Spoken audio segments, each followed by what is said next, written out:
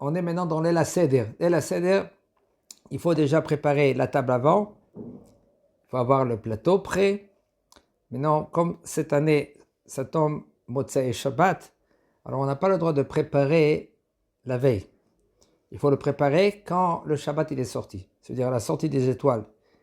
Et encore un quart d'heure en général, de la Shkia, c'est une demi-heure. Et en général, c'est comme ça en Eretz Israël. En route, ça il faut voir dans le calendrier. Quand le Shabbat il est sorti, la maman elle doit dire Amavdil, Baruch Amavdil Ben Kodesh le Kodesh, parce que c'est Yom Tov, Shabbat avant. Alors c'est Ben Kodesh le Kodesh. Et là, elle commence maintenant à préparer la table, le plateau et tout ce qu'il faut. Dans le plateau, il y a 10 simanim. D'accord? Alors, quels sont les 10 simanim? Les 10 simanim, il y a les 3 matzot. Il y a les 2 tafshilim. 5. Il y a la chazeret. Il y a le maror. Il y a haroset. Okay? Et il y a le karpas. Et après le karpas, qu'est-ce qu'il y a encore? Non, pas knafé, pas knafé. Il y a hazer, il y a le comment on dit ça en français? Le zroa. Comment? Le zroa. Le zroa, on a dit, c'est les 2 tafshilim. Et il y a la charoset. La charoset. Ken.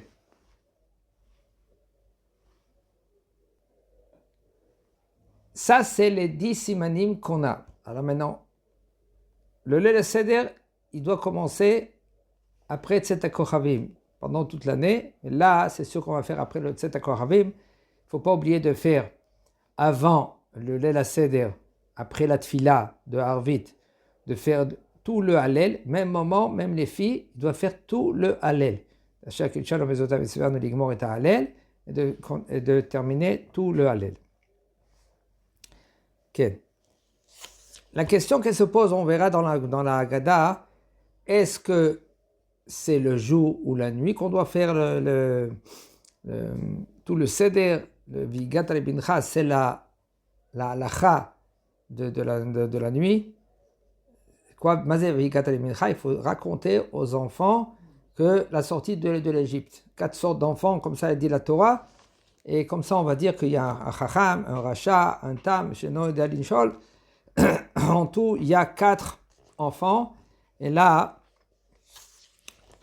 il faut expliquer toute la sortie d'Égypte, qu'est-ce qui s'est passé, etc. Tout cela, il faut apprendre. Il faut que papa il apprend les midrashim, ou même les enfants. Excusez-moi. Il faut faire Esseva, il ne faut pas oublier. Dans tout, on fait Esseva, dans tous les mitzvot. Sauf Karpas, on ne doit pas faire, okay? Parce qu'on ne doit pas manger à coudée. Le karpas et le maror. Parce que c'est amer. Alors, mais là, qu'est-ce que ça veut dire Esseva? Esseva, ça veut dire qu'on est accoudé sur le côté gauche. Okay? Et le côté gauche, quand on est accoudé, ça veut dire comme on est ben chorin. On est délivré, on est sorti de l'Égypte. Comme ça, on doit manger. Il y en a qui mangent aussi Esseva. Alors, la matzah, il faut manger Esseva. Korer, il faut manger Esseva. Les vins, les 4 verres, il faut le manger Esseva. Tous, on est obligés Esseva, tous. Même les femmes. Même femme enceinte. Même une femme enceinte. Maintenant, c'est sûr que maintenant, la femme enceinte, elle ne va pas prendre de l'alcool. Il y en a qui ne prennent pas de l'alcool, de prendre du vin. Maintenant, ce n'est pas trop conseillé. Aval, ils peuvent prendre du jus de raisin. Aujourd'hui, Baruch Hashem, il y a des jus de raisin, il y en a même du jus de raisin qui n'est pas sucré. Alors, tout le monde peut prendre du jus de raisin. Un homme que lui qui ne peut pas prendre du vin, alors qu'il prend du jus de raisin. Un homme qui ne peut pas prendre du jus de raisin, parce qu'il est, par exemple, allergique. Alors, il fait le kiddush avec le pain, et c'est tout. C'est ça qu'il doit faire. Okay. Mais vadaï qu'il faut faire tout pour prendre et pour boire les 4 verres pour le Seder. Okay. Combien on doit boire dans le lait de Seder? Il faut savoir que dans le vin, okay, il faut boire en général le verre. La halakha dit le verre. Aval, okay, il faut qu'un verre qui contient au moins un révi'it, 81 ou 86 millilitres. Ça se vend des petits verres, qui a vraiment la dose, c'est 90 millilitres. Et là, on peut boire, si tu le mets à bord, tu peux boire presque tout le verre. Et comme ça, pas besoin de trop... des fois, il y en a des gens qui prennent des gros verres, des grands verres et tout cela. Il y a un lien de boire tout le verre. Comme ça, c'est écrit kos.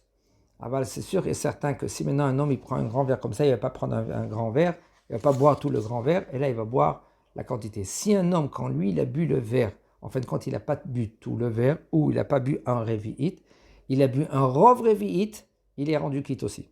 Alors, a priori, il faut boire un revi'it du vin ou du jus de raisin. Un homme que lui qui ne peut pas boire du jus de raisin, alors là, il peut boire, par exemple, avec des raisins secs. Il prend des raisins secs, les raisins secs, qu'ils sont encore, ça veut dire que c'est pas qu'ils sont secs, à tel point que quand tu les écrases, il ne va rien sortir. Ça, avec ça, on ne peut pas faire du vin. Et là, on prend des raisins secs que si maintenant on les presse un peu, il va sortir un peu du jus. On les met dans un verre. Alors maintenant, il y en a qui disent que ça suffit 24 heures. Et après, on enlève les raisins, parce qu'ils vont gonfler un peu. Et après, on va faire boire après à Geffen dessus. Parce que tant que les raisins, il est dans le verre, on ne peut pas faire boire après à Geffen. Ou il y en a qui disent plus que 24 heures, 72 heures. Tu laisses des raisins là-bas, c'est un tiers de raisin et le reste, c'est de l'eau. Okay. Ou si on veut mieux faire, on prend les raisins et on met un tiers de raisin, le reste c'est de l'eau, dans une casserole et on le cuit. Si on l'a fait cuire, mais là, ce vin, c'est un vin qui est mévouchal, il n'y a qu'un problème aussi. Après, quand on enlève les raisins, et là, même si maintenant, qu'il est méhalel Shabbat et tout cela, on peut faire avec cela le kiddush après qu'on a enlevé les raisins. Okay. Le kiddush, il faut le faire sur place quand le plateau il est bien couvert avec les matzot. Et là, on va commencer à faire le kiddush. Mais non, cette année, le kiddush, il est avec la Havdalah. Alors, le kiddush avec la Havdalah, comment on va faire? En général, on prend une bougie. Si maintenant la bougie qu'on a allumée pour le Shabbat, il est à côté, okay. Alors ils sont à côté, on a allumé, parce que la maman, comment elle a allumé les bougies pour Yom Tov? Elle a allumé les bougies okay, quand le Shabbat il est sorti.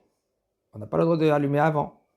Avant d'allumer les bougies, elle dit et là, elle va allumer d'une bougie qu'elle a préparée la veille, plus que 24 heures. Et là, elle va allumer toutes les bougies de Yom Tov. Maintenant, avec ces bougies qu'on a allumées de Yom Tov, on peut faire aussi Havdalah. Pas besoin maintenant de prendre une bougie, on le mettre au milieu de la table. On peut, peut-être qu'on peut. Aval, si maintenant il y a les enfants et tout cela, c'est pas trop conseillé. Papa, il fait la Havdalah au milieu après le kiddush. Yakne az, yud, kuf, nun, he, zain. Yud c'est yain, kiddush, ner, Havdalah, zman. D'accord? Et là, on va faire Savré Maranan. Il y a des psukim avant. Après, Savré Maranan, Boré Agefen, ça c'est Yain. Après, on va dire le Kiddush. Baruch Ata Hashem Elokeinu melech haolam. Asher baraban v'chule v'chule v'chule. Baruch Ata Hashem Mekadesh Yisrael v'azemanim. Ça c'est Kiddush. Non ner. On ne parle pas, on n'a pas le droit de parler. On va voir. Tout de suite, papa il va dire, ou tout le monde on peut dire, on regarde les bougies qu'il y a, même à côté de la table, parce qu'au moment où elle a allumé les bougies, ou si maintenant quelqu'un il a mis une bougie, de bougie à bougie, on a mis la bougie sur la table, avec un petit verre, un récipient, on fait Moréa Esh. Après, on continue à la Havdalah.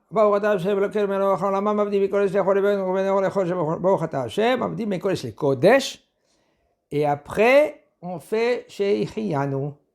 Zman. On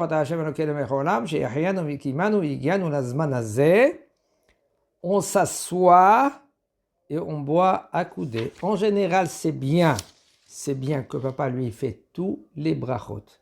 Et nous, on répond Amen. Aval, si papa lui, Baruch Hashem, il est vieux, 70 ans, 75 ans, 80 ans, et il ne peut pas bien prononcer, ou il ne sait pas bien à nous rendre quitte. Alors il faut savoir que pour que nous, qu'on ait rendu quitte, il faut que papa qui pense à nous rendre quitte, et nous, on pense à se rendre quitte. Sinon, c'est un problème. Alors, si on sait que papa, lui, il prononce mal, alors nous, on va faire le kidouche. Sauf on a le verre dans notre main. Et puisqu'on a le verre dans notre main, et là, on va faire tout le kidouche, tous les brachot.